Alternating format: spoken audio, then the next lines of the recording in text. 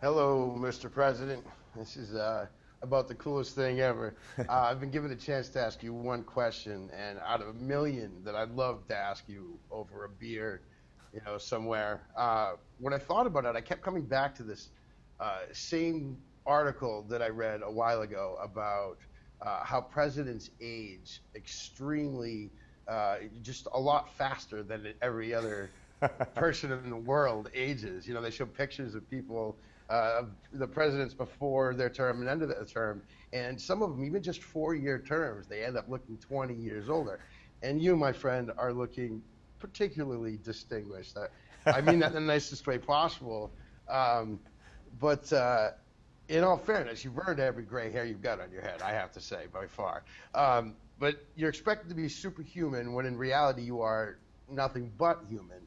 And so my question is very simple. From one man to another, from a father to another, an American to another, just like you are, how are you? How is life treating you? How, are you happy? And, that's a great question, Rob. Is everything good with you? Is everything good with you, man? We should have that beer, because I think this might take a longer answer, but I am pretty happy, I got to tell you. And the main reason is because I've got this amazing wife and two unbelievably terrific daughters who are growing up a little too fast, and I don't see them as much as I like because they're always hanging out with their friends these days. But that keeps my life in perspective. A great family, we're healthy. Obviously, I can support that family, and they're doing fine. And that's where I start, and that's my baseline. And I have dinner with them every night at 6:30 during the week, and I catch up with them. And for all the challenges I'm dealing with, that's always home base. But the other reason I'm pretty good is that this is an extraordinary privilege, this job. It is really hard, and it's long hours, and there are a lot of things flying at you all the time. But every single day, I wake up and I have the possibility, the opportunity of making things a little bit better for somebody out there. Maybe we all it's appreciate that. Maybe making sure somebody has health care who didn't have it before. Maybe it's making sure that a small business gets a loan.